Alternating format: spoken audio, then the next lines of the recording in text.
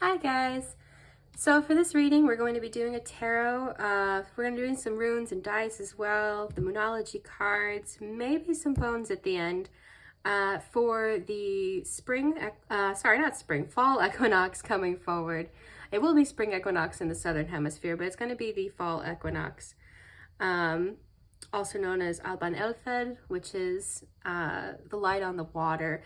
And some of you who practice Wicca may know it as Mabon, which is another harvest festival. And then we're also dealing with a whole lot of retrogrades right now in the planets. We're dealing with Jupiter, Saturn, Uranus, Neptune, and Pluto, all in retrograde, plus the asteroid Chiron. And also, obviously, Mercury will remain in retrograde until October 2nd.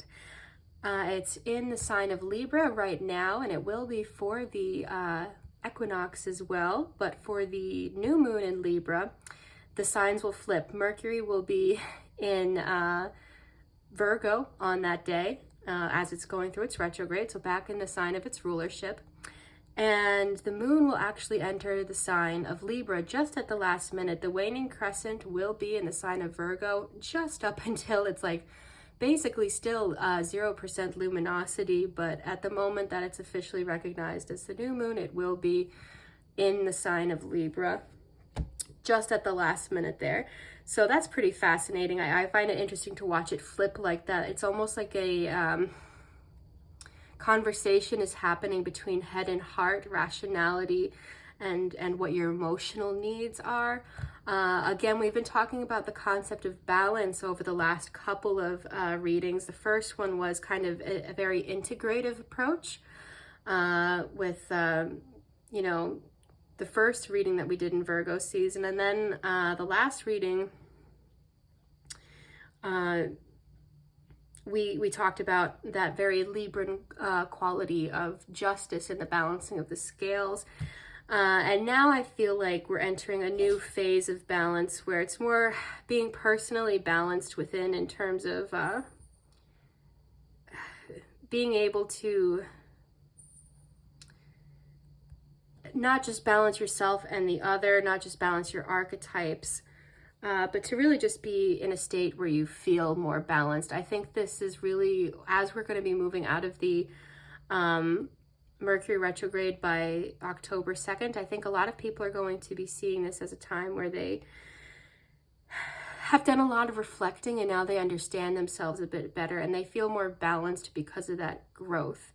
You know, because it can be very destabilizing, right, to go through these inner changes, to kind of be forced to halt and reflect.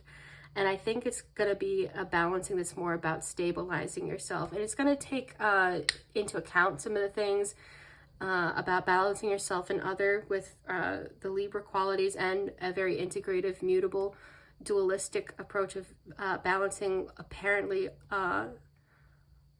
polarized opposites in terms of archetypes that we saw during the first reading we did for Virgo season.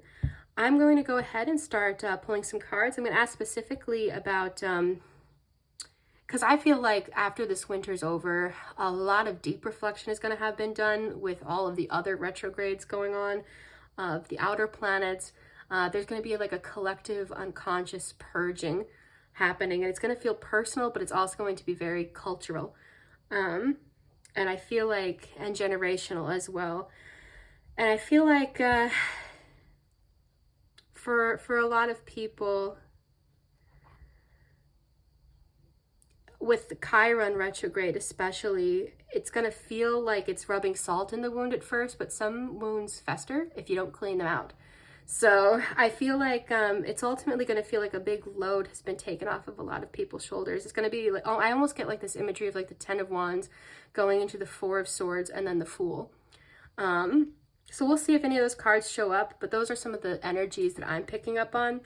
I'm going to actually, oh gosh, and we have the 4 of Wands. So that's stability too, right? Right, so we go from this uncertainty,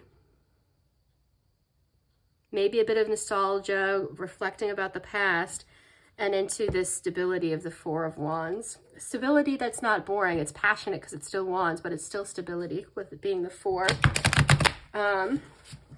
So we'll see. We'll see what else wants to come forward here. Let's see what wants to come forward for, I feel like that does.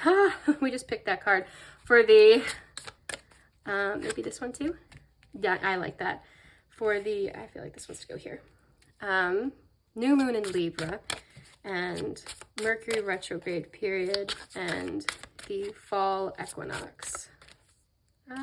Maybe this one. Nice. Okay. And maybe back of the deck, Justice. Oh my gosh, there we go. See, that is exactly what I'm talking about. Okay, so we have Death in the Chariot as well. And I feel like I almost want to take it. We have the Empress too, which is Libra and Taurus. It's Venus. So yeah, I'm going to put those here. You might not be able to see it very well. I'm actually going to put it like this. And then like maybe move these back up once I start to pull some more cards in a moment. I feel like we're coming out of, because this imagery almost looks like the Seven of Cups imagery, even though it's the Six of Cups. We have like all these flowers coming out of these cups, and there's like this very dreamy, watery landscape in the background for the trees. It almost looks impressionistic. It almost even looks like these birds are about to fly through a portal here. I like the dichotomy of the roses with the sunflowers here and I think these are calla lilies on the bottom. There's a sense of balancing your most intimate soul felt self with your intimate relationships and your friendships and your sense of stability and duty is what I'm feeling here, because the Six is very joyful, sweet number. It is a number of success. It is a number of unconditional love to some extent. It's also a number of being able to make a choice. So you see that in the Six of Pentacles, for example, and the Lover's card is the number 6, which is traditionally called the Choice. And that's why I get this sense, I think, because even though the Six of Cups is traditionally that nostalgic young boy handing the girl a cup, and they're surrounded by flowers and lilies, I feel like in this case, you're getting a bit of that Seven of Cups choice energy, which is very compatible with the number 6 as well for other reasons. And then we have the Wheel of Fortune. So I feel like upon making this decision and knowing, it's not so much saying that why not have all these flowers, right? Of course. But, you know, maybe you pick them for certain parts of your life, right? You don't bring a sunflower to a funeral, you bring the rose. You use the calla lily to decorate, you know, your home. You use the sunflower out on the porch in the garden. You know, you have like certain spheres of life. And I feel like the fact that these are all showing up in like different spheres is kind of about that, finding stability and balance through being able to stabilize yourself again, really compartmentalize your life. We have Temperance and Justice here. These are both about balance once again. The Chariot, there's going after your goals. There's a waning crescent moon. We're in a waning crescent moon right now, heading into the new moon soon. And then right after that's done, Death card, you're releasing things. The calla lilies are here again. It's almost like letting go of the dead weight. These fruit look like they're dropping or about to drop. And it's not so much that you're letting go of, you know, I don't think it's like relinquishing something important to you so much as it is, and even the fall leaves in the background and the leaves falling, it's like that creates nutrient for the earth, right? You can't be reborn. You can't have this spiritual rebirth unless you're willing to let go of things that don't serve you anymore. And I think that's where the stabilizing comes in. It's finding out, you know, where have you been off kilter? Where have you been putting too much weight, too much stuff on one side of the scale and not the other? Whether it's you maybe prioritizing yourself too much and not other people, your relationship, your kids, or prioritizing work too much and not the family and yourself, prioritizing your partner's or friends' needs, their emotional, I don't even know what to say. Like, here I'm almost seeing like there's this guy's pouring into his own cup here even. Usually it's, with temperance, you see almost like with the two hands, one cup being poured into the other, and it's like almost a divine intervention. But here it feels a bit more almost personal. He is wearing a halo, but it's like, I'm getting, maybe because it's in an enclosure like this, there's just a sense that it feels personal and private, and somebody saying, you know, I hear your emotional needs, I care, I want to meet you halfway, but I'm going to fill my own cup too, you know?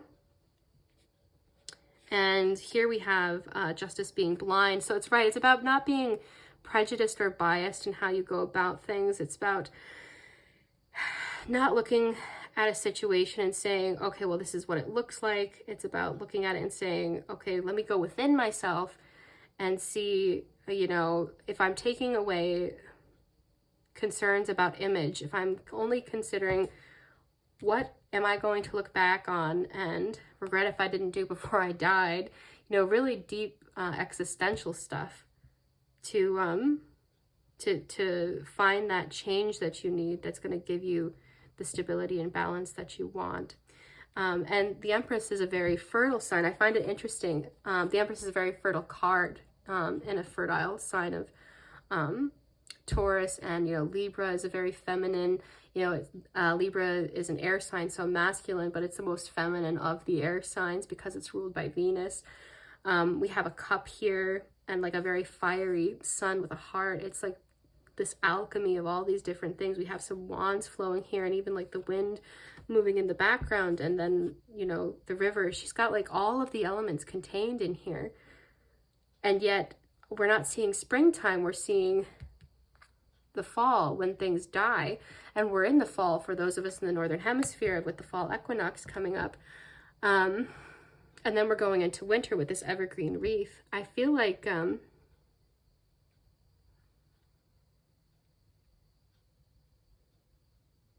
this is going to be a very personal thing, whereas maybe in other readings we talked about, oh, the community, you getting out there in the community, your relationships, career. This might be you changing a career thing. I feel like in this, it's a very psychological, deep internal thing where you're figuring out what makes you feel most stable instead of worrying so much what other people will think of you by looking at you. You're going to be thinking more, okay, what makes me feel like I need to do this before, you know, even if you have many decades of your life left, just thinking to yourself, what am I going to look back on and say, boy, I lived my whole life now and I didn't do this, or I've lived my whole life and I wish I didn't do that. You know, I think that's what this is really going to be about, because the chariot traditionally follows the star. Right here, it's following the waning moon. So it's almost like a sense of time running out right before you're in a new cycle, before a new cycle begins, with the wreath that's also typically in the world card. Yeah, I'm going to go ahead and pull some more tarot from the other deck that I have. I feel like it's going to be maybe a reinforcement of some of the things that we brought up, but let's just see what wants to come forward for new moon in Libra. The Archer, yeah, really knowing what your target is. Knowing what matters most. Having priorities, and that doesn't mean that people aren't equal. But it does mean like having this ability to compartmentalize, right? Because you can say like, oh, yeah, and I know I'm ranting a bit. I want to make sure that it's not something where it's just what's been on my mind lately, but I think sometimes, you know, and I cleared everything out energetically, and it's just a theme that shows up personally for me is, and maybe because this is a very personal reading about people going within for personal things, it's reflecting without, right?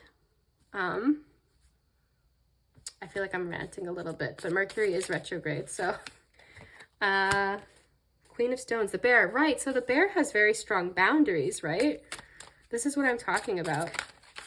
Okay, that wanted to come through. Nine of Vessels, generosity, right? See what I mean? That's what I was talking about. He's like pouring into his own cup. That is very Nine of Cups as well. And it's not that he's not generous to anybody else, but look at this card. There is nobody else in this card. There are cards where there's more than one person, but it's not in this card. So I think it's about saying you can't pour from an empty cup, right? This is the bigger cup that he maybe shares with other people, and he's pouring with the smaller cup into it. It's like saying, you know, this is the cup I use to refill myself after I've been so generous with other people. And that doesn't mean stop being generous. Go ahead and be generous.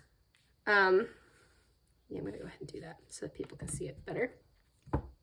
Go ahead and be generous, but be generous with yourself first. Be generous with self-care. Be generous with your own time and energy for yourself. And because the 9 is a very individualistic number. It is the same number as the Hermit in the tarot. So yeah, and the Hermit usually has like some kind of companion, sometimes a dog, sometimes a stork or a heron, or and he's always like following the star in his lantern, so he's not completely alone, but he is the main focus. He's the human in the spread, right? He's the human in that card, rather. And so far, the only human in this spread. So yeah, it's about like, and that doesn't mean that you dehumanize other people. They're all human.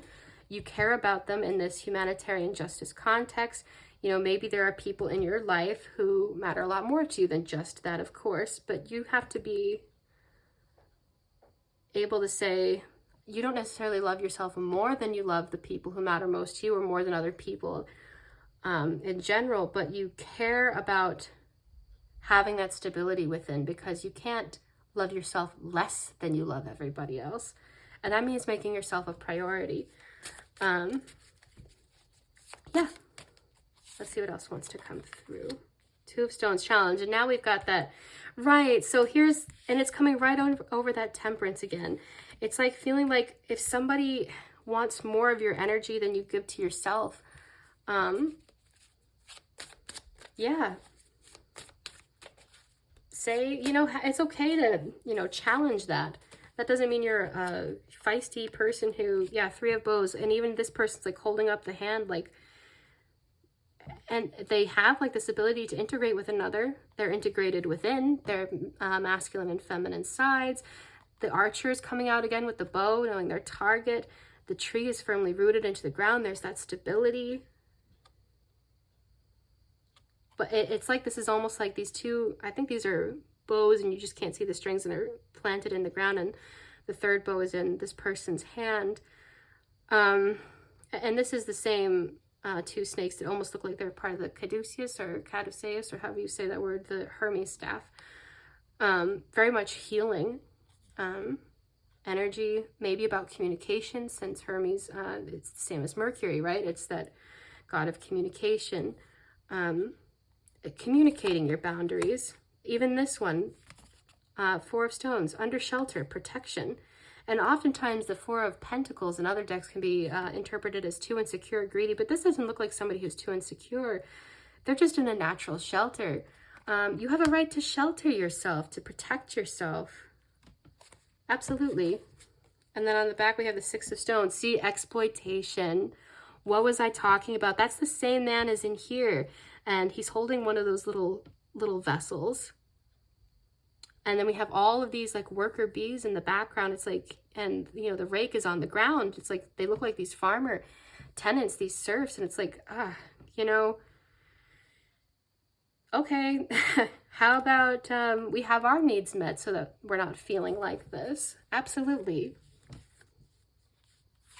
Yeah, I feel like that's what this is about. It's about finding that balance, that stability within. I think a lot of people are going to be going within to figure out either how they can make sure that they're not feeling like this, or that people around them aren't. And we have even the same guy again, finding that healing in nature. So maybe really spending time in nature, going for a walk in the woods or in the park. I feel like a lot of people, either you're the person, because this is a community reading, and I don't mean this in an accusatory, nasty sense. Either you're the person who is really taking up a lot of somebody else's energy, because there's this codependent neediness. And I don't always like that word because it can sometimes be used in a shameful way, when really interdependence and community and relationships are natural for human beings. No man is an island, right? But at the same time, you can definitely be in a mutually leeching, time-sucking, energy-sucking relationship rather than a mutually symbiotic and beneficial relationship. Sometimes there are certain relationships, like the parent-child relationship, where the child's obviously not supposed to benefit you more than you benefit the child. It's your job to protect them and take care of them and raise them. But in most adult relationships, and all the people here are adults and not children, except for this little baby deer.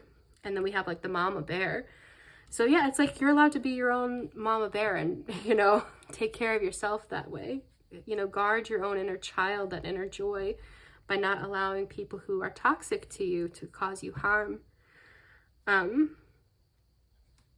You're allowed to challenge that. That doesn't make you a horribly abusive person who's railroading somebody who can't stand up to you. Sometimes if somebody's causing you to feel like this, it's okay to challenge that in order to nurture yourself, right? I think that's what's coming forward here. And, you know, the deer is a very playful, joyful, sweet, innocent animal, but very vulnerable to hunters and predators and beings that don't necessarily care to protect that innocence. So it's about nurturing that part of you, definitely keeping that part of you joyful, the sun rising in your life. Don't become too embittered, but protect that part of you from people who don't care. You know, people who might cause this in your life if you're not wise and discerning. Yeah, I think that's what this whole reading is about. And with Pluto retrograde and Chiron and Aries retrograde, I think that's what a lot of this is about. And with Mercury retrograde and Virgo, the sign of service, and Libra, the sign of really maybe being something. Libra can be very good at justice and balance, but if it's out of alignment with itself and not its highest expression, it can be a little bit too people-pleasing. And I think that's what's coming through. It's really, you know, come from this side of Venus into this side of Venus too. Balance these two, you know. Balance the part of you that wants to be of service to others with the part of you that is sovereign in yourself and honors your own dignity. I think that's what really wants to come forward with all that. Okay, and I'm going to go ahead and do the Moonology cards, because I am going to do some of the dice stuff afterwards, but I want to make sure that, because it's kind of hard to do the dice and then lay down more cards. So we're going to go ahead and do, right, and then after the new moon, we will be going into the waning crescent, and a whole new chapter will be gaining momentum, hopefully. And I think that that's what this is about, is, you know, closing out old chapters to start new ones. So let's see what wants to come forward for the new moon in Libra and the fall equinox. And if you're in the southern hemisphere, I suppose the spring equinox for you as well. Yeah. Yep. I think so. Okay, so we are going to be, even though that is a waxing crescent, although in the southern hemisphere of the world, that is what a waning crescent looks like. We do have a cardinal moon. It is going to be in the sign of Libra, which is a cardinal sign. Let's see what else wants to come forward, if anything else. Do we just go to the back of the deck? This energy is gaining momentum, a time for healing. So we are entering that right now. And I will just let you look at that one more time. We see the same birds, I think, that were flying in right here. It almost feels to me like the same birds, right? Like you're making a choice to walk away from something that feels too heavy. And that doesn't mean shirking responsibilities, but not letting anybody make you feel like this. So that, walking away from that rebirth is what I feel is gaining momentum. That's what I feel is gaining momentum. This and this. And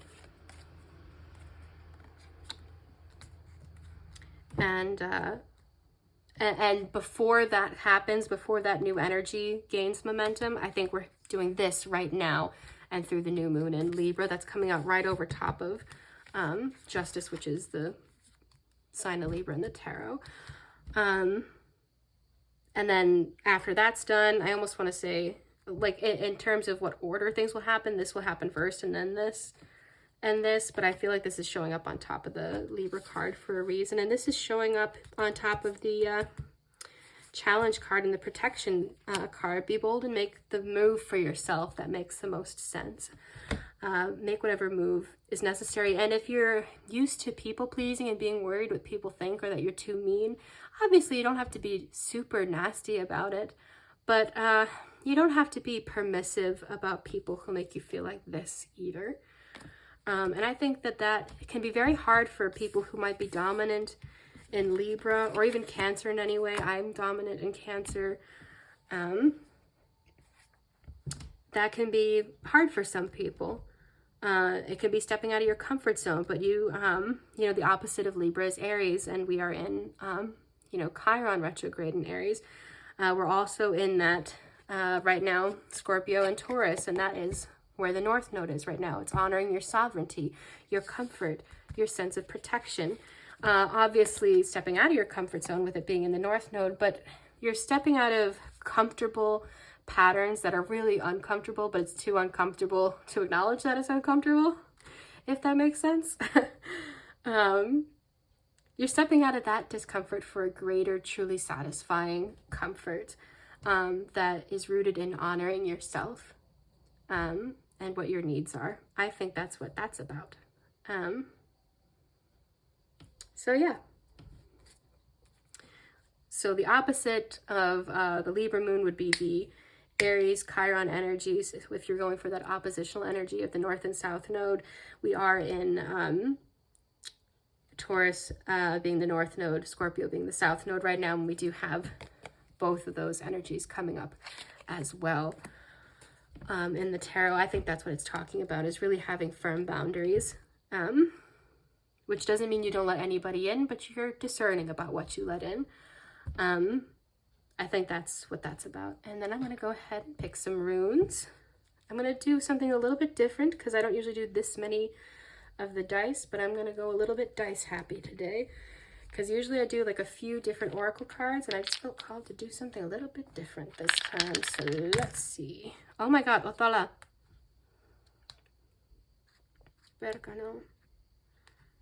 Okay, perfect. So I feel like this is that seed growing, really starting that new energy. This is that fertility of the Empress again coming through.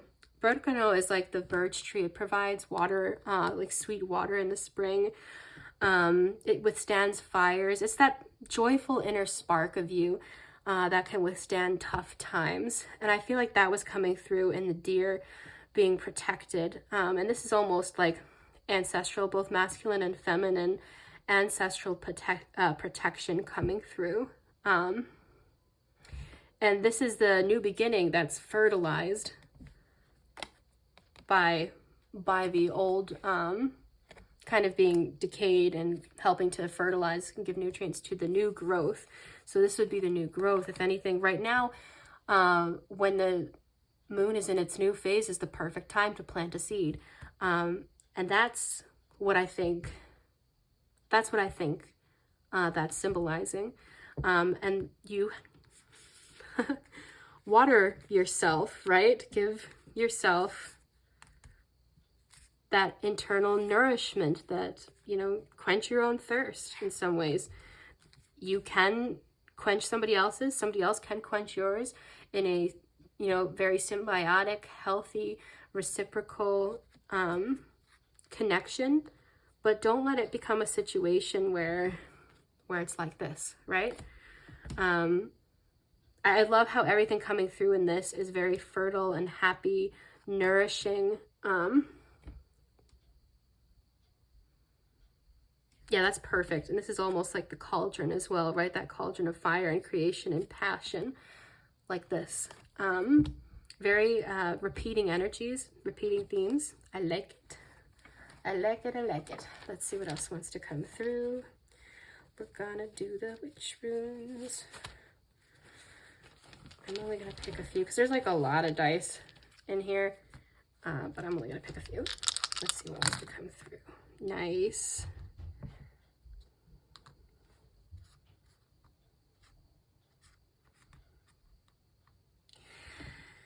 Yeah, so I'm seeing a balancing of the part of you that wants to give service with the part of you that wants to almost likes to try to find out information. So you might, in your form of giving service, might be giving people the benefit of the doubt, which can be a very beautiful thing. You don't want to start out any situation feeling immediately defensive, but it can be good to honor your intuition. And if you feel like somebody's raising red flags, ask questions or do more research. You know, don't immediately quiet your own voice to not be judgmental. Of course, nobody should be, you know, discriminatory or judgmental in that broader sense. But if somebody is just really making your gut feeling set off, ask yourself some questions. You know, ask yourself, okay, am I being judgmental of this person because they remind me of such and such person who I didn't like, who looked very similar? That could be happening. It could be something very surface level and petty like that. But sometimes it's like, I know it's happened to me. It's probably happened to many people who will watch this, where you ignore that feeling and it turns out to be that you were right. Even if this person isn't all bad and they have some nice qualities, maybe you and this person don't really mesh. Not everybody who seems lovely and nice and is a good friend to somebody is going to be great for you. You're not meant for everybody, and not everybody's meant for you. It's a big, big world out there, and everybody's got to learn their own lessons in life. If you're feeling drawn to somebody who's really good for you, you'll feel it. If you're feeling like something's off in the energy and, oh, this person is causing you an annoyance, this person is draining your energy in some way, you'll feel that too. Sometimes you're in a situation where somebody who normally makes you feel good can feel kind of draining for you because they're going through something or they're triggering something in you. You've got to be very discerning because you'll know the difference. If it's somebody who just regularly, they kind of make you feel like, I don't know that we're on the same page. Or maybe sometimes people come into your life and you're not on the same page, but they wake up something inside of you and you realize you want to change in very deep, dramatic ways. That's a bit of a spiritual initiation. Other times you meet somebody and you feel like, we're not on the same page, and I don't think we're ever going to get on the same page. I'm not feeling inspired. I'm not feeling curious. I'm just feeling kind of put off. Like you go for a job interview and the boss who is interviewing you, you thought you really wanted it to be this company because you did all this research of what they were like online. And then you go in and you talk to the hiring manager and it's like, something, they were polite enough, but something didn't feel right. Don't dismiss that gut feeling. You know, go on Open Secrets or Glass Window or whatever.com and look up what else is going on with the company. Ask other people who've worked there. Do further research, right? Don't dismiss that gut feeling, because when you dismiss that gut feeling, oftentimes it creates regret. And I feel like there's a sense of, again, needing to fill your own cup, and not feel like you have to dismiss your inner voice about other people because you won't get your needs met if you don't. It can be very anxiety producing if it feels like, okay, but if I don't make this decision now, I'm not going to have any help I need. If I don't take this this job, I'm not going to get out of this situation or get the raise in money that I need or do this, that, or the other thing. Don't dismiss that you might have other options. Of course, I would not recommend to anybody that if you absolutely have to take on something, just to put food on the table or keep a roof over your house. Do whatever you've got to do, but figure out a way to honor that voice and look at your other options. Even if you've got to plug along with what you've already got right now, figure out what your other options might be if you looked around and saw what else you could do. Yeah, that's what wants to come forward for me for that. And last one, because we have so many retrogrades right now, I had to dig through my stuff that I had. Yeah, we're gonna go with that many lying around. I had to like break open a box and be packed away and come and get the astrology dice. We have Mars. So somebody, this might be a specific message. Somebody might have a Mars in 6th house situation. And then we have Saturn as well. So maybe a work situation. I'm seeing even a leadership position. Okay, so we got this coming up together.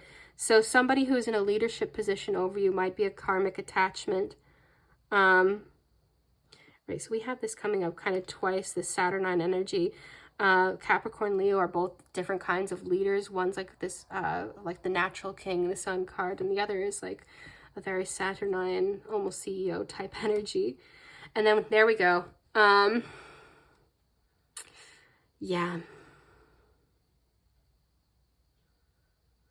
And I mean, again, we've got Pluto retrograde, Mercury retrograde, all of the outer planets retrograde, and I think that's what's being symbolized here.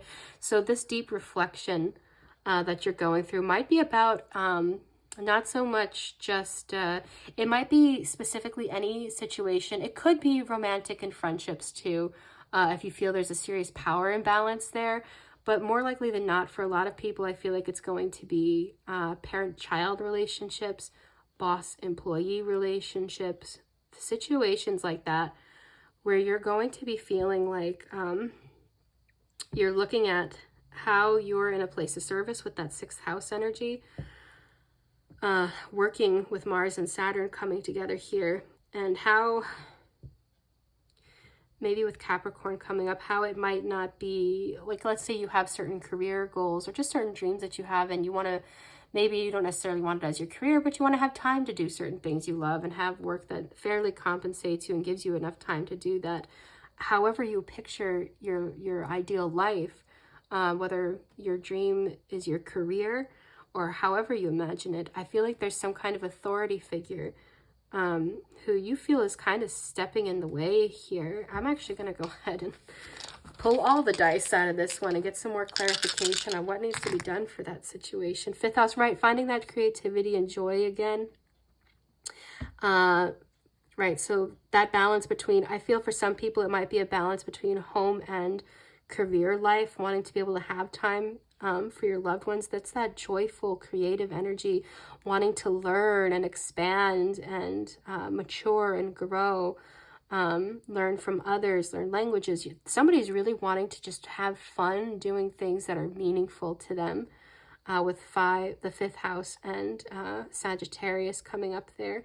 And then with the number 13, depending on what synodic cycle we're in, some years there are 13 moons. 13 is a traditional coven number. You might be feeling like you need to plan your year, plan your time in such a way that you can make time for the things that matter to you, or like find a deadline for how long you're going to be in this situation to work this out. And you might even be feeling like you need to sift the, flour here a bit, separate the chaff from the wheat, and figure out which friends of yours feel like a solid inner circle of people you can truly rely upon, and which ones are just kind of frivolous connections. On the other hand, 13 could also be saying that this leadership position is in a bit of a, like, let's say that this is a board member of a company, or a person who owns a family business and several other people in the family help run the business with them, and you're an employee who's not part of that. Or what's another good example? A teacher who's part of the teachers, you know, the Board of Education has to go up, talk to the principal and the rest of the Board of Education, and you work as one of the teachers under them. Any situation like that could be unfolding here, and you might feel like the people who you work under are not always doing things in your best interest. And if you're a teacher, they might not even be doing things in your students' best interest either, with the House of Children coming forward. Or if you're a parent, your children, let's say that you're not getting the raise that you needed to, and then we have the North Node coming up here accidentally as I was tumbling everything. So it's really needing to get out of that comfort zone to change this situation so that you feel like, yeah, like you say you needed a raise or something so that you could actually freaking pay to put your kid in school and maybe daycare when you're at work and whatever it is you're needing. I feel like there's a real sense of some basic need not being met here in this situation for a lot of people coming through in the dice. And if that doesn't resonate for you personally, somebody you care about might be in a situation like this, and this is going to be kind of coming up in a community theme for you. If you're very lucky to have a very good work-life balance and you're just popping in to check out this video, this part may not resonate for you. I feel like whoever feels very drawn to this reading is going to feel that this situation is what's unfolding for them. I'm going to maybe go ahead and pull some bones finally for some advice on how else to really work through this situation. We've got the toe bone again. That's actually a deer's toe bone, so let's see. There's a smaller animal's toe bone. Right, okay. Oof. Broken toe bone. We got teeth and claws and all sorts of stuff in here, but okay, and then we've got the rib. This is a intact rib. We've got like different shaped ribs and stuff. This one's actually got like a little bit of debris in it, and not all of them do. I feel like somebody feels like this situation is poisoning their heart. Honestly, that's pretty sad. And like you're trying to stand tall and walk away from the situation, and the more that you're stuck in it, it's like you're being whittled down into something smaller. You know, a deer is a very, also a pretty sovereign being. It's innocent and very, you know, seems very vulnerable and fragile, but it, you know, can give you a good hard kick if you've ever talked to good, you know, deer hunters. There's a danger there if you're not careful. There's, I think, a message of maybe being made to feel or look smaller than you actually are. God, that's not really advice. That's just further. Come on, some advice, Spirit. What else? What else? What should they do? What should they do to fix this situation? There we go. This is a lynx claw. So that's, and the lynx is a very independent creature that stakes out its own territory. It's not a very pack animal. Now, that's not to say that you shouldn't have your pack, your family. You should have, you know, your trusted inner circle. But this is saying that for whatever this situation is, there's a need for more independence than what you have from whatever is going on with this leader here.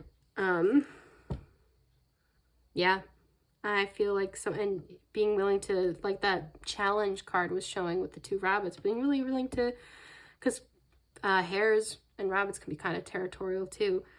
Willing to say, you don't have to be territorial in an egoistic, dumb way, but willing to say, hey, this is my home, this is my life, this is my self, this is my boundaries, these are my boundaries. Willing to have your own territory in the sense of what prevents this, what keeps you healthy. You know, good fences make good neighbors sometimes. Really being willing to, and that might be another thing, is there may be a message of some kind of work situation that is inappropriately crossed over into your personal life or your family life, and you feel like somebody in a professional situation feels that they have some kind of right to boss you around about matters that just because they pay you doesn't mean they get to talk to you about this, you know, or demand your time away from that. I think somebody, maybe several people, are in a very difficult situation But the good news is all the runes are showing fertility, abundance, nourishment. You know, you are in a time for healing, and something better is coming on the horizon here. Something much more fertile and lucky and beautiful is coming on the horizon here. Yeah. And I think that's what this retrograde season is going to be for a lot of people. And this new moon in Libra, the balancing of the light and the dark with the equinox, you're really going to be coming to a crux where whatever has been manifesting, whatever theme of balance you have been discovering over the past several moon cycles up until this one, I think it's coming to a crux now. It's coming to a crux during the eclipse we're going to have on November 8th. And once all of these retrogrades pass through by the end of the winter and the planets go direct, I think little by little, some pretty big moments are going to happen. Boom, this new moon. Boom, the eclipse. Boom, sometime in the winter. And little by little, you're going to see things, big things change in important ways for you. And you might even start to see a return on some of your efforts during the winter and spring. I wish it was sooner, you know, and I want to say I do think that things can turn around for the better in the fall and winter too. That has been predicted from some earlier readings during the summer, so we shall see. I don't want to babble on for too long, but yeah, whoever is going through this, I'm sending prayers and blessings and just positive energy your way. Just a lot of positive energy your way. And really wishing you a beautiful fall equinox and the rest of this season for you. I love you guys. Stay safe out there.